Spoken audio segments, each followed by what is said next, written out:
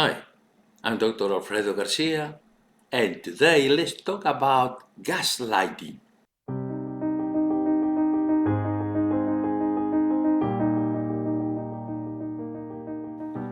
And you may ask, what is gaslighting? Well, the term gaslight comes from the 1930 British play Gaslight, in which a man manipulates his wife into believing she has a mental illness. Let me tell you that this is a dark strategy used by narcissists to establish full domination on his victims. They will start with an evil technique known as mirroring. So when a narcissist meets an ideal partner, he will manipulate the victim into believing that he is charismatic, empathetic, and charming. Unfortunately, this is just an act. His real target is to satisfy his egocentrism. So you may find hard to believe, but the narcissist never ever has genuine feelings for the person who is in a relationship with. So you may ask, why do women fall for narcissist charm? Well, as I mentioned before, they use a mirroring technique. He will copy the victim's best traits and behavior. In this way, he can create a false affinity, a technique that creates the perfect personality to manipulate his prey. So, if you like tennis, what a coincidence! The narcissist also loves tennis. If you enjoy classical music, he also loves classical music. And if you enjoy going to the movies, well, you know by now what the narcissist will say. So, innocent victims may think that they just found the ideal partner to share their life. Unfortunately, once he has what he wants, he will work on your emotional state by pretending to be charming and benevolent. In other words, he creates a personality that appears to be your dream partner. He pretends to be excited about achieving the same thing that you want to accomplish in life. You cannot believe your luck, your immense luck in meeting such a unique and wonderful man. Nevertheless, from his perverse perspective, his plan is working perfectly. While you feel confident in the relationship because you trust him, he feels fantastic because you are now under his control. And then he will start to demand more and more from you. The narcissist demands admiration, and this demand is progressive. From this moment, he will apply gaslighting, which is the way someone attempts to make another person believe they are going insane by producing a series of strange events. The narcissist uses gaslighting to convince his victim that she's losing her mind by exposing her to a series of experiences with no rational explanation. One way the narcissist gaslights his victim is by changing and hiding items around the house.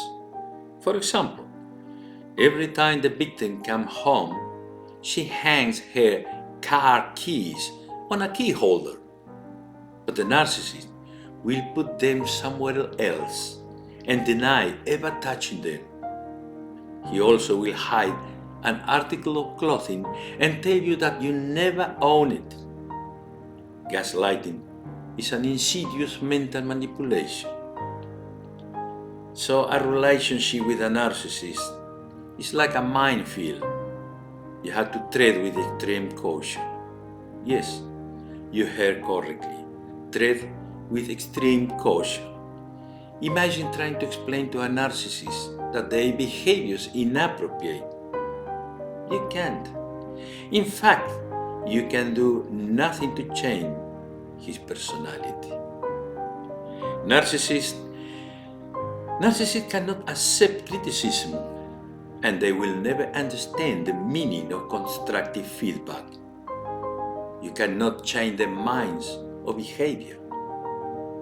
The narcissist is allowed to criticize you, but you are not allowed to criticize them. So if you stay in the relationship and put up with their behavior, then be prepared to swallow years and years of mental abuse. Over time, it becomes more and more difficult to live. But let's start at the beginning. Getting to know someone for the first time brings butterflies to your stomach. But how can you tell if the person you are about to dine with is a narcissist? Well, there are some attributes to watch out and be alert. Usually, narcissists will take you to a great restaurant to show off their food knowledge. But don't be surprised if they criticize the places you pick up to dine out, unless they are up to the standards. But before keep going, let me tell you that for convenience, I have used male pronouns to describe narcissists. But it is important to know that both men and women can be narcissists. This particular disorder is more common in men than in women. 75% of narcissists are males. On the other hand, female narcissists care mostly about their appearance, health, good look, and are less impulsive, less aggressive, and more empathetic than males. In other words, a typical narcissistic disorder is much less severe in women. The narcissist convinces his victim that she is losing her mind by exposing her to a series of experiences with no rational explanation, weakening her mind and making his victim more vulnerable. They wear you down bit by bit using critical comments every so often to produce psychological damage.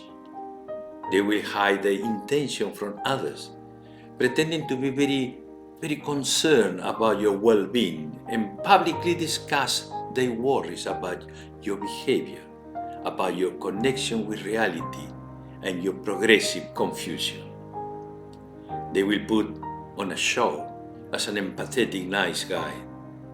But what about your family and friends? Well, why anyone examine his charismatic and altruistic personality?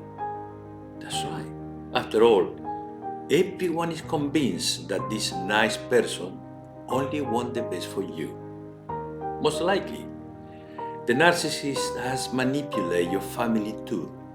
So if you confess to your friends and family about your mental abuser, they're going to find it hard to believe your accusations.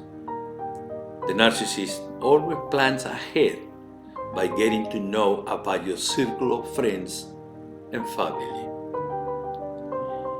He will tell your family and friends how worried he feels about your emotional instability and progressive confusion. And as a result, family and friends will find your story hard to believe. And in the worst case scenario, your loved ones can turn against you. Wise people often say that silence is golden. But for the narcissist, silence is used as a means of torture.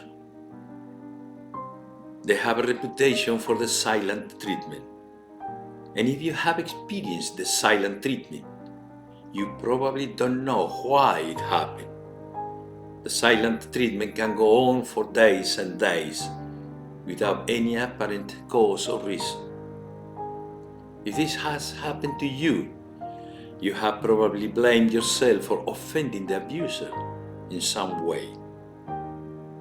The narcissist will continue the silent treatment throughout the day, and sometimes for several days.